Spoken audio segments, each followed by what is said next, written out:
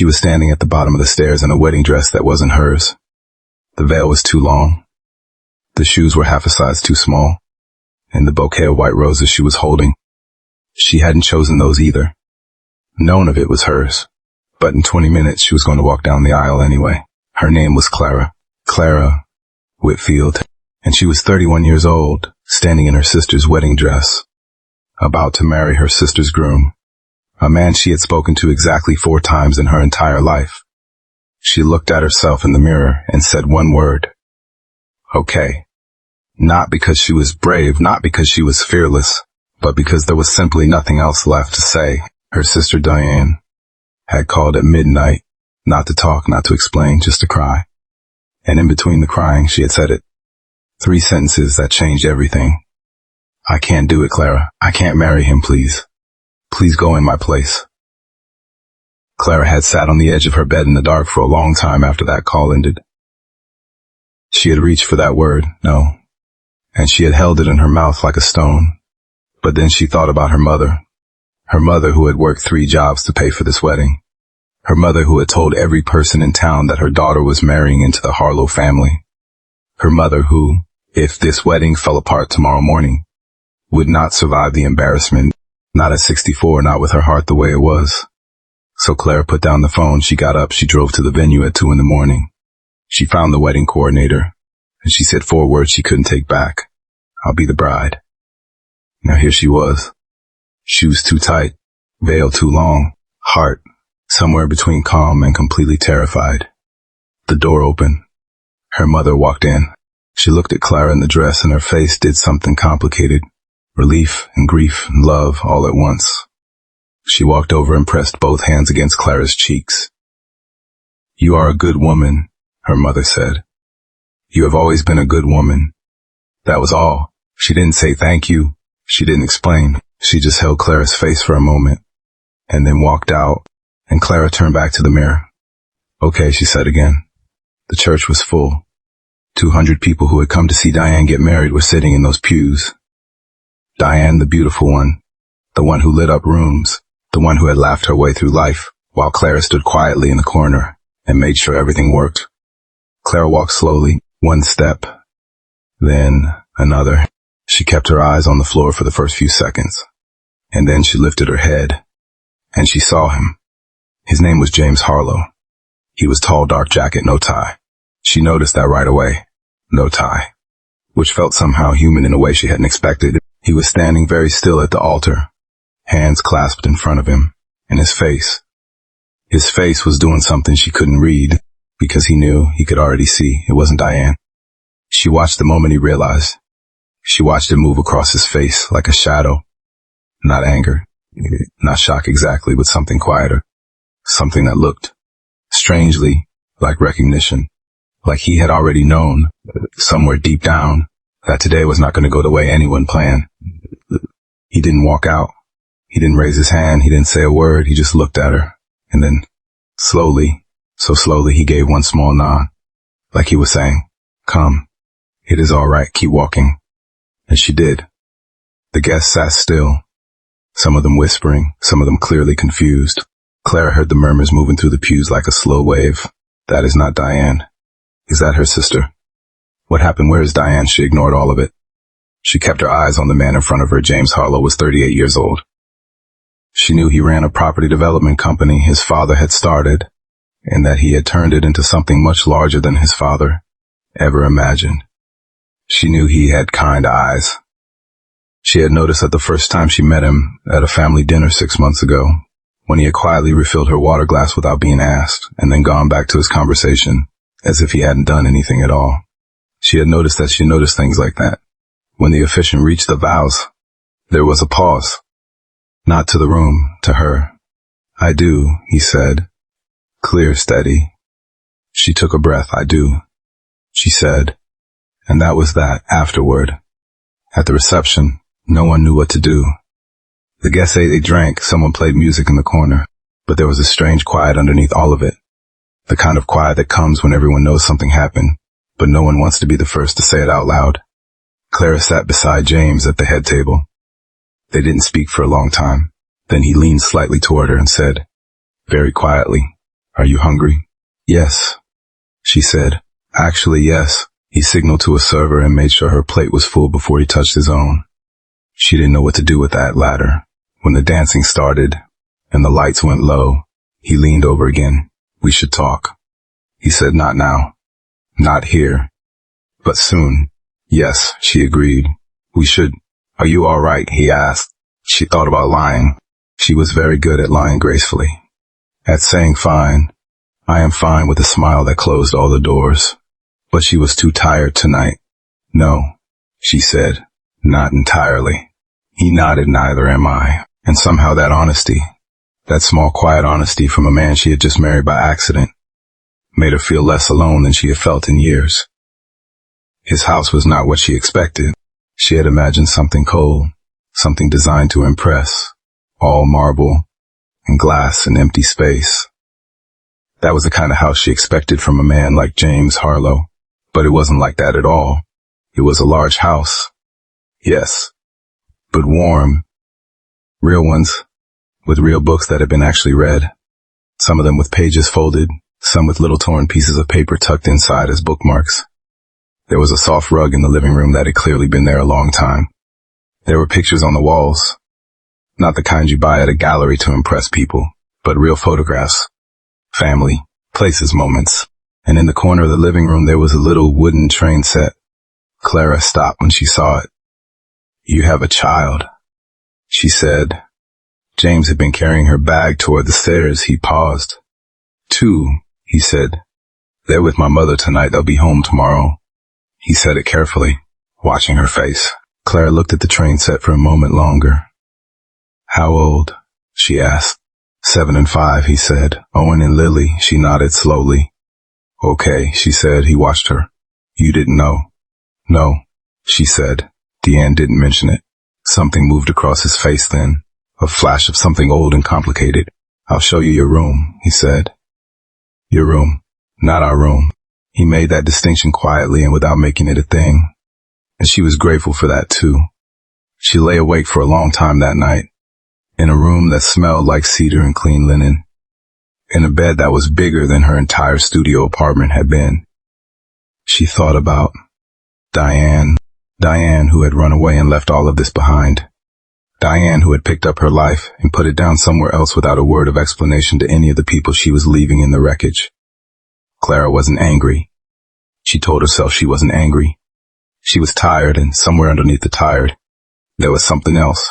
Something she hadn't expected to find in this house, in this room, in this accidental life. Something that felt very faintly like possibility. She pushed it away. Too early for that, way too early. She closed her eyes, and eventually she slept. She heard them before she saw them, small feet on wooden floors, a voice. A boy's voice, saying something fast and excited, a smaller voice answering higher, brighter. Clara had been standing in the kitchen trying to figure out where James kept the coffee when the front door opened and the house filled up with sound. She turned around, and there they were. Owen was 7. He had his father's dark eyes and a gap in his front teeth, and he was carrying a plastic dinosaur in each hand.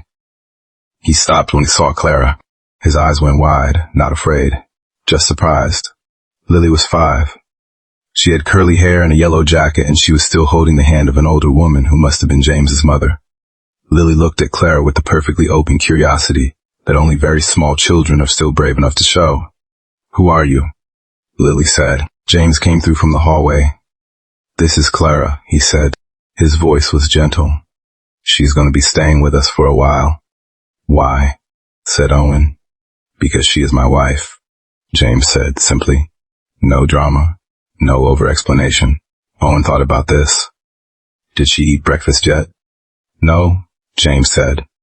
That is actually what I was about to help with. Owen looked at Clara very seriously. We have the good cereal, he said. The one with the honey. I'll show you.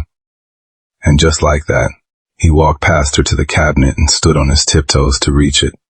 Clara felt something loosen in her chest. Something she hadn't even known was tight. Lily didn't say much that first morning. She just watched Clara from across the table with those big, patient eyes. And when Clara reached over to pour herself more juice, their hands almost touched, and Lily said, Your ring is pretty. Clara looked down at her hand, at Diane's wedding ring. At the ring she was wearing on a finger, it was never meant to go on. Thank you, she said softly. Lily nodded. My mummy used to have a ring, she said, but she doesn't anymore. The table went quiet. James met Clara's eyes across the breakfast things. He said nothing, but she understood. The children's mother wasn't just absent from this house. She had been absent for a long time. He found her in the garden that evening. The children were inside watching something with cartoons, and she had slipped out without really thinking about it, just needing a few minutes of sky above her and ground under her feet. He came and stood beside her. Not too close. Respectful. They looked at the garden together for a while. Their mother, she said eventually. What happened? He was quiet for a moment. Not the kind of quiet that avoids. The kind that gathers. She left. He said, 2 years ago, she met someone else and she left. She sends cards at Christmas. Owen keeps them in a box under his bed. Lily doesn't really remember her. Clara said nothing. That is why, he said then, I agreed to this, to the arrangement with Diane. I am not going to pretend there was more to it than that. I thought, a stable home, a partner, someone to help me give them what I couldn't give them alone. He paused. I am not saying that to make excuses, he added. I know how it sounds. It sounds honest, Clara said. He looked at her. You and Diane talked about your family often, he said. She talked about you, actually. Clara smiled faintly. What did she say? That you were the one who kept everything together, that you were the one people called when things went wrong. He was quiet for a moment. She said you deserved better than you ever let yourself have. The light was golden and slow. James, she said, what do we do now? He was quiet for a long moment. I think, he said carefully. And they stood there a little longer while the light faded and the garden went quiet around them. The first week passed like something soft. She found her way around the house slowly. She learned where everything lived. The spare blankets, the good scissors, the slightly broken kitchen drawer that you had to lift and pull at the same time or it wouldn't open. Owen showed her things. He was a shower. He took great pride in explaining how the television remote worked, which buttons mattered and which ones you should never press. He showed her his dinosaur collection. 47 in total, he said, and he told her the name of every single one. She listened to every word. Lily followed her, not in a needy way, just quietly, like a small cat who hadn't decided yet if it trusted you but was keeping a close eye on the situation. On Thursday morning, Lily came and stood beside Clara while she was folding laundry. She didn't say anything. She just picked up a small towel and began folding it. The fold was crooked and loose, but she folded it with great seriousness. Thank you, Clara said. Lily put the towel on the pile. You fold nicer than Daddy, she said. Don't tell him that. Lily smiled. It was the first real smile Clara had seen from her. It was enormous. It landed right in the center of Clara's chest and stayed there. James watched her with the children. He didn't say much about it, but she caught him watching. More than once, she looked up from whatever she was doing and found his eyes already on her. And every time, he would look away. Not guiltily, just quietly, like a man who was trying to understand something he hadn't expected. One evening, after the children were in bed, he brought 2 cups of tea to the sitting room and set one in front of her without asking how she took it. Exact the right amount of milk. No sugar. She looked at it, then up at him. How did you know? She asked. He sat down in the chair across from her. I pay attention, he said simply. She wrapped her hands around the mug. James, she said. Yes. Why didn't you stop the wedding? When you saw it was me walking down the aisle, why didn't you say something? Stop it. He held his tea. He thought for a moment. Honestly, he said, please. Because, he said slowly, when I saw you, really saw you standing there, trying to be brave, I thought to myself that you were the most honest thing I'd seen in a long time. He paused, and I was tired of pretending. I thought, this woman, whoever she is, she's doing a real thing, and maybe that is where we should start. Clara stared at him. That is either very wise, she said, or absolutely mad. He smiled. It was the first time she'd seen him really smile, and it changed his whole face, softened it, opened it up. Clara was in the garden with Lily, who had decided that every rock in the flower bed needed to be moved to a different location for reasons she hadn't yet explained. The phone rang and she saw the name and she felt something move through her. Not anger. Not quite. She answered. Clara Diane's voice was smaller than she remembered it. A long silence. I needed to know you were all right. Clara watched Lily carry a large gray rock very carefully from one side of the bed to the other. I am all right, Clara said. I am so sorry, Diane said. Clara, I am so sorry. I didn't know what else to do. I was scared and Diane, Clara said quietly. Stop. Silence. Are you happy? Clara asked. Wherever you are you happy? A pause. I think I will be, Diane said carefully. I think I am getting there. Then that is something, Clara said. Do you hate me? Clara thought about the wedding dress that wasn't hers, the shoes too small, the veil too long, the two children who had a box of Christmas cards under a bed, and a memory of a woman who left. No, Clara said. I don't hate you. I didn't mean for you to. I know, Clara said. But Diane, whatever you are going through, wherever you went, those children didn't deserve to lose another person. Do you understand me? If you care at all about James, about any of this, don't make promises you can't keep to those kids. Don't send cards at Christmas. If you are not going to show up, either be present or be kind enough to be gone. The silence on the other end was very long. You love them already, Diane said softly.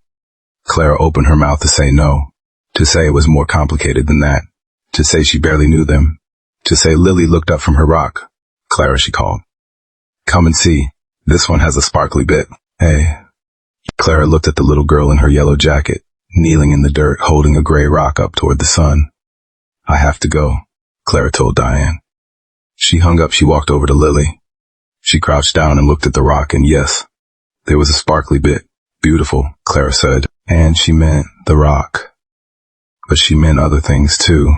It rained on a Tuesday.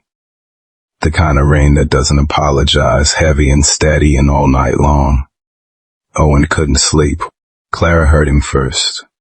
Small footsteps. A door opening.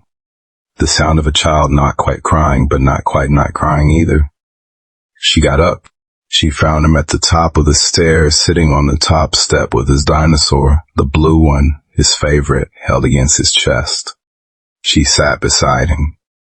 Hey, she said, I don't like the thunder. He said it like a confession, like it was something shameful for a 7-year-old boy to admit. Thunder is just noise, she said. It can't hurt you. I know, he said. I still don't like it. That is fair, she said. They sat together. She didn't try to fix it. She didn't give him a speech about bravery or explain the science of weather. She just sat. After a while, he leaned against her arm, small and warm and trusting in that completely unguarded way that children trust people before the world teaches them not to. She wrapped an arm around him. They sat like that until the thunder moved further away, Clara, he said. Yes, are you going to stay? She was quiet for a moment. Yes, she said, I am going to stay. He thought about that. Okay, he said. Then my other mum didn't stay. There were no good words for that. There were no words at all. She just held him a little tighter. Eventually he fell asleep against her shoulder. She sat there on the step with the rain coming down outside and a small boy breathing softly against her arm. And something happened inside her that she couldn't fully explain. Some kind of decision that wasn't made with the mind but with something older and quieter and deeper. She didn't know she was in love with this family yet. But the love was there. It had already started, the way fires start. Not all at once, but slow and sure and certain. James found him at 2 a.m. He came out of his room and stopped dead at the top of the stairs. He looked at Clara and Owen for a long moment. His son asleep against this woman who had walked into their lives by accident 6 weeks ago. His face did something she wasn't there to see. He came quietly. He lifted Owen. The boy stirred but didn't wake, and carried him back to his room. She heard the soft sounds of a father settling a child, pulling blankets, turning off lights. Then he came back. He sat down on the step where Owen had been. They were both quiet for a while. You should sleep, he said eventually. So should you. I don't sleep well, he admitted. Neither do I, she said. Usually. He looked at her. Usually. She shrugged lightly. Here I sleep better, she said. And then she was a little embarrassed by how honest I was. The air is different, she added quickly. Less city noise. He smiled. Let her have the excuse. Clara, he said, yes. What did he ask you? Are you going to stay? I heard that. She nodded. You said yes, he said. I did. Did you mean it? She thought of the little girl with the sparkly rock, the boy and his 47 dinosaurs, the broken kitchen drawer, the cup of tea made exactly right. Yes, she said, I meant it. He was quiet for a long moment. You didn't have to do any of this, he said. None of it. You didn't have to walk down that aisle. You didn't have to be patient with him. You didn't have to sit on a step in the dark with a scared little boy. He paused. But you did. People do things, she said quietly, for people they care about. You barely know us. I know you well enough, she said. The rain was gentler now, further away. He looked at her for a long moment. I am glad it was you, he said. I want you to know that. I am glad it was you who walked down that aisle and not. I am just glad it was you. She held those words. She didn't say anything, but she held them very carefully, the way you hold something you don't want to break. Good night, James, she said.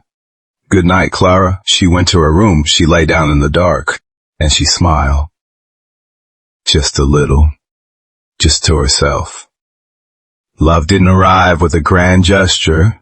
It arrived in small things, the way it usually does, when it is real.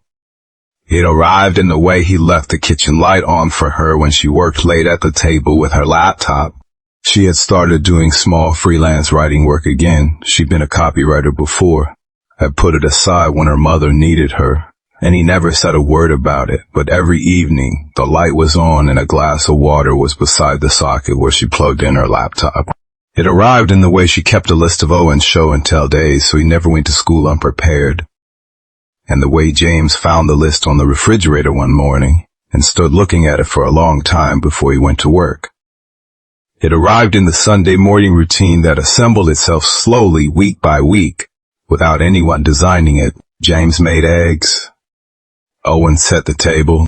Lily handed out the wrong spoons to everyone, and this became a game, a silly repeating game where everyone pretended to be outraged by the wrong spoon. Clara washed up after, and one morning James came and stood beside her and picked up a towel and dried.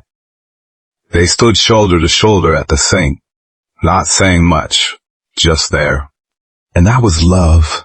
That quiet, shoulder to shoulder presence. That was exactly what love was. It happened on a Saturday in October.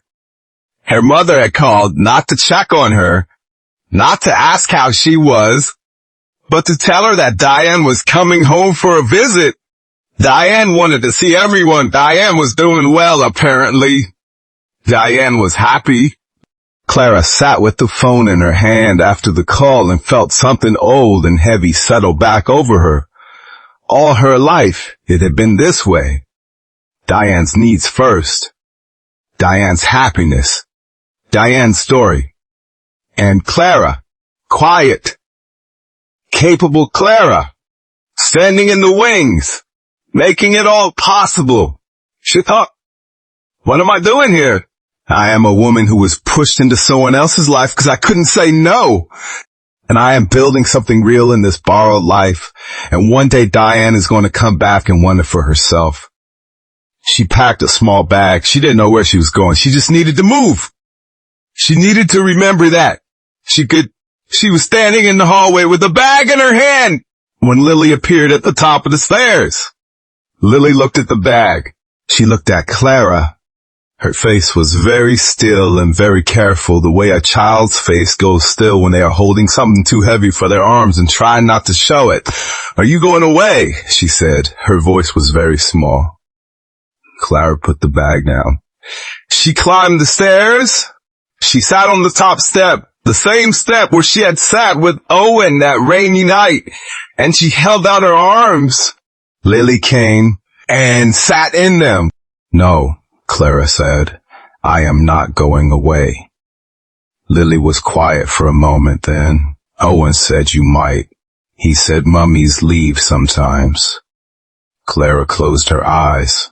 She held the little girl tighter. "I am not your mummy," she said softly, "but I am yours. Whatever that is, I am yours, and I am staying." Lily put her arms around Clara's neck and held on. The bag stayed on the floor in the hallway. Clara never picked it up again. James found the bag that evening. It was still in the hallway where she left it. She had forgotten to put it away, and he came home from an afternoon at the office to find it sitting there by the front door. He stood looking at it for a long time. When she came through from the kitchen, she stopped. He was holding the bag, not accusingly, just holding it. He looked at her. "You thought about leaving," he said. It wasn't a question. She was quiet for a moment. She could have deflected. She was very good at deflecting. "Yes," she said. He nodded slowly. "Do you want to?" He said, "If you want to." "Clara, I need you to tell me. Not for me, but for them." He set the bag down. "They can't go through another person leaving.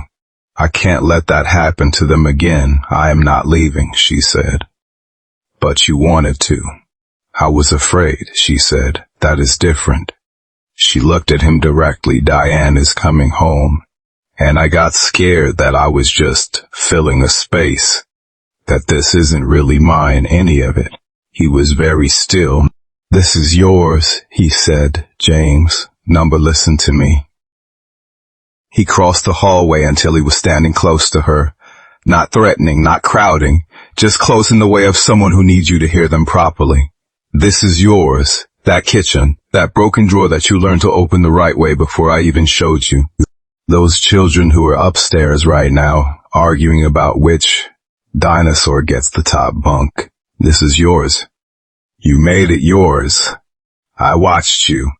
She felt her eyes sting. She blinked. "And what about you?" She said, "Is this yours too? Or am I still just the woman who walked in by accident?" He looked at her for a long time. "No," he said quietly. "You're not an accident. You are the best thing that ever walked through that door on purpose." She breathed. "You married me because you needed someone," she said. "I married you," he said carefully, "because when I saw you at the bottom of that aisle, scared and brave and alone, I thought that woman is exactly who I want standing beside me. I didn't know it then, I know it now." He paused. "And I know it now, Clara, completely." She stood very still. "Say it again," she said. "Say what you know." He took her hand, both of them, held them in his. "I love you," he said. Simply, no performance. No grandness. Just the truth. The way he did everything, straight and quiet and real. "I love you. And I am asking you not as a husband asking a wife. I am asking you as a man who finally knows what he wants. Please stay." She looked at him. At this man she had not chosen and could not imagine not choosing. "I already told Lily I was staying," she said. Something shifted in his face.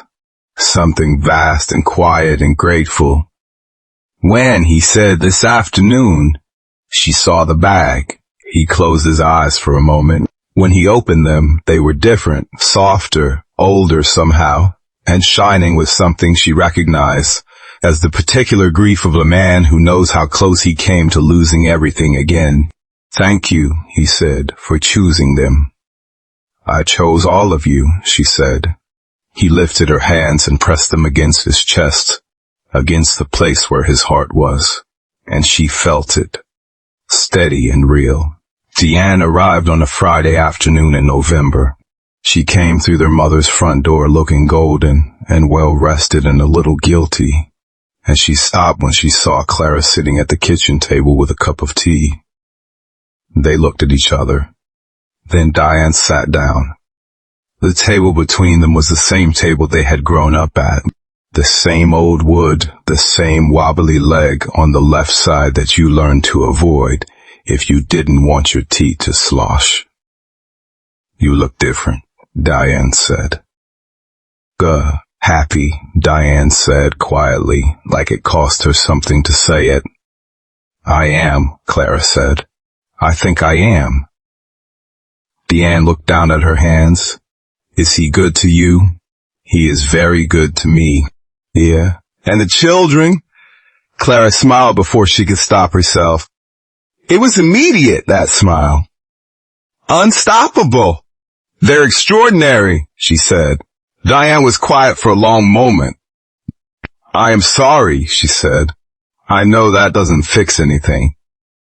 But I am. I was terrified and I was selfish and I ran and I left you to deal with everything. I always do that. You always deal with everything. Yes, Clara said simply. Diane blinked.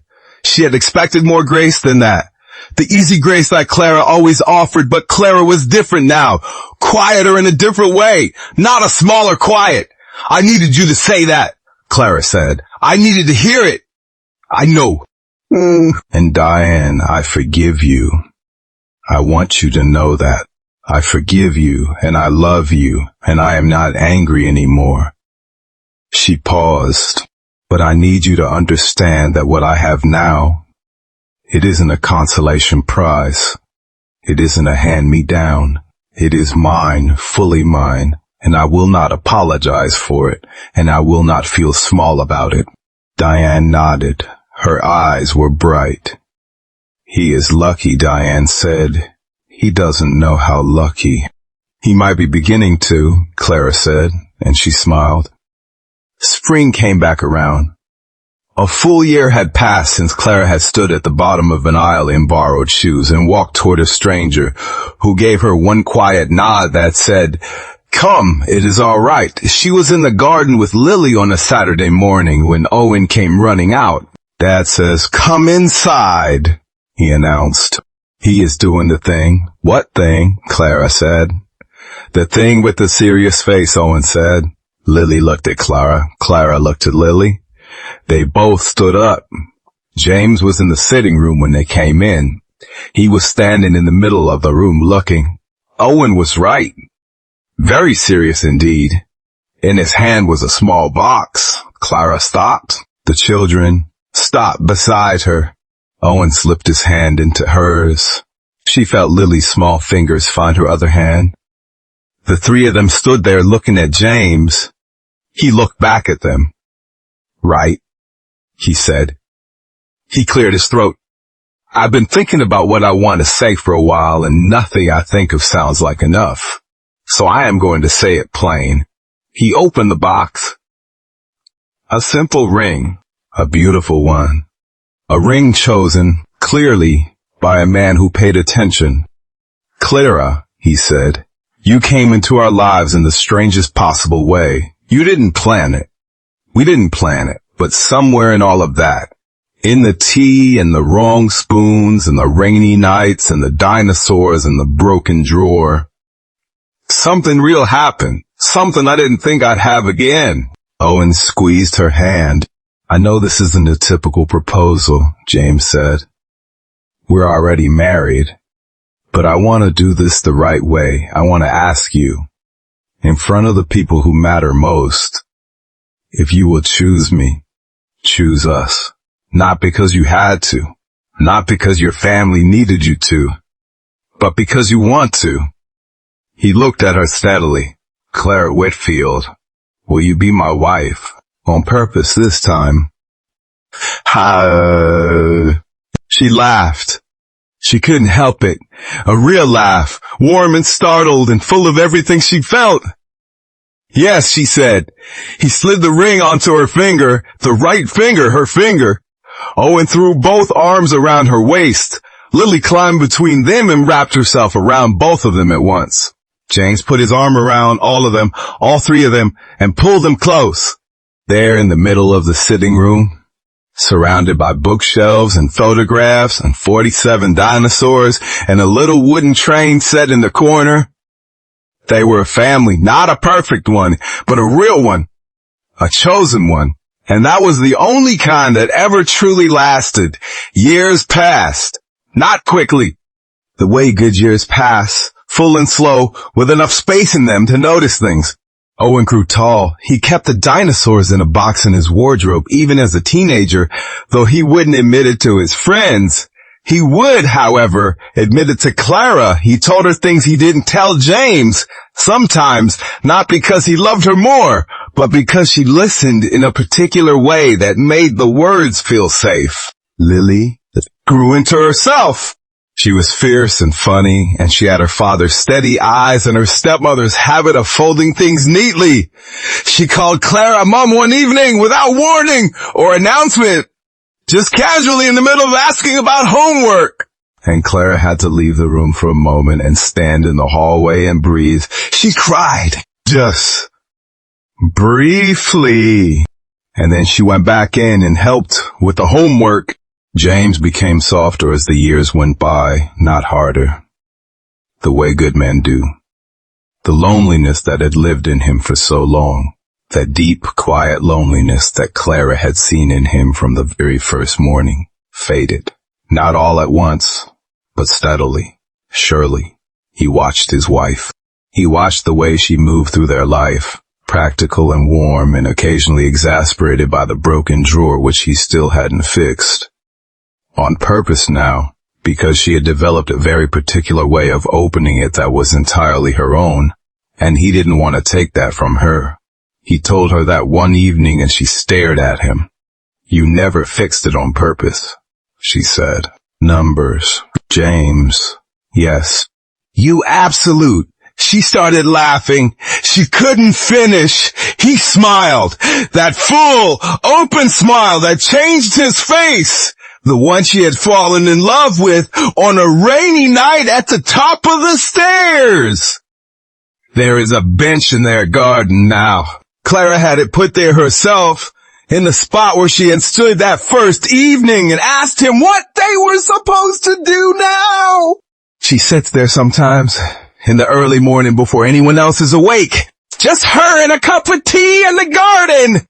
She thinks, on those mornings, about that young woman who stood at the bottom of an aisle in the wrong shoes and said okay to a life she never planned. She would want to tell her something. She would want to say, "It is all right. Just keep walking." All right. The thing you are walking toward is better than anything you could have planned for yourself, not because it came easily, but because it came truly, because it was chosen and earned and real in the way that only the hard things ever are. She would want to say the shoes were too small, a veil was too long, everything was wrong, and everything turned out right. She would want to say, love is not a feeling that happens to you. It is a decision you make in the dark at the top of a staircase with a scared little boy leaning against your arm. It is a cup of tea made exactly right without being asked. It is staying, just staying, even when you are afraid, especially when you are afraid. She would say, you didn't know it then. But the life you chose when you had no choice, that was the bravest thing you ever did, and it gave you everything. The back door opens. She can hear it from the bench, the familiar creak of it, the sound of footsteps she knows as well as her own heartbeat. James comes out with his own cup of tea. He sits beside her on the bench, not too close, the right amount of close. He always knows the right amount. They sit together. The garden is full of morning light. He doesn't say anything, neither does she. They've been married 9 years now, and they have learned that some mornings don't need words. Some mornings you just sit together and drink your tea and let the garden be beautiful and let the light do what light does. And she lets it. She holds it back. The children grow up. Seasons change. Hair goes gray. Knees ache in the rain. But in the house at the end of a quiet road, a man and a woman sit in a garden every morning and hold hands in the light. Not because they have to, because they want to, because they chose each other, slowly and truly, and with everything they had. That is the whole story. That is the only story there is. The end. If this story found you at the right moment, if something in it felt like something you've carried or something you are hoping for, share it with someone who needs to hear it today. Love is patient, love is slow, and sometimes it arrives in borrowed shoes, walking towards something you didn't plan. Thank you for listening all the way to the end.